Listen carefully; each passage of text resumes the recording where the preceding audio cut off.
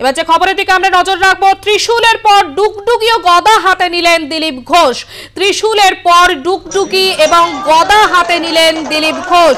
হনুমানজির গদা, শিবজির ডমরু আর ত্রিশূল ভারতীয় সংস্কৃতির প্রতীক। অনেকে দেখলে ভয় পায়, এটা ওদের সমস্যা, বললেন বর্ধমান দুর্গাপুরের বিজেপি প্রার্থী দিলীপ ঘোষ। ত্রিশূলের পর ডুগডুগি ও গদা হাতে নিলেন দিলীপ ঘোষ। এই ছবি আপনারা দেখতে পাচ্ছেন। হনুমানজির গদা, শিবজির ডমরু আর ত্রিশূল ভারতীয় সংস্কৃতির প্রতীক। অনেকে দেখলে ভয় পায়, এটা ওদের সমস্যা, বললেন বর্ধমান দুর্গাপুরের বিজেপি প্রার্থী দিলীপ ঘোষ।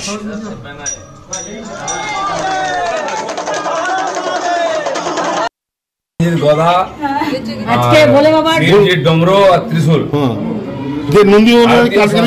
প্রতীক। অনেকে দেখলে ভয় পেয়ে যায়, এটা ওদের সমস্যা, আমাদের কোনো সমস্যা নেই। নন্দীকে বললাম যে শান্তি দাও, সমৃদ্ধি দাও, বিজয় দাও। তো বারবার আপনাকে বলতে শোনা গেছে যে বাঁদরের মতো নাচতে আসতে, আপনি নিজেই ডুগডুগি বাজাচ্ছেন। আমি লোককে নাচাই, আমি নাচি না। যে ডুগডুগি বাজায় সে নাচে না, সে নাচায়। ওটাই বারংবার শোনা গেছে দাদা যে কীর্তি আজাদ বাঁদরের মতো নেচে লোক জোগাড় করছে, আপনি বলেছেন। হ্যাঁ, আজকে তো আমি নাচছি, আমি নাচাচ্ছি, এই যে পার্থক্য। গদা,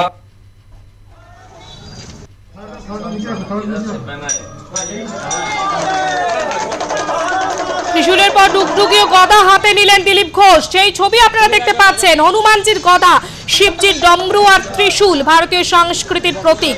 অনেকে দেখলে ভয় পায়, এটা ওদের সমস্যা, বললেন বর্ধমান দুর্গাপুরের বিজেপি প্রার্থী দিলীপ ঘোষ।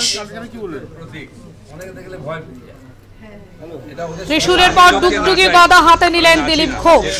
কীর্তি আজাদ বাঁদরের মতো নেচে লোক জোগাড় করছে, আপনি বলেছেন। হ্যাঁ, আজকে তো আমি নাচছি, আমি নাচাচ্ছি।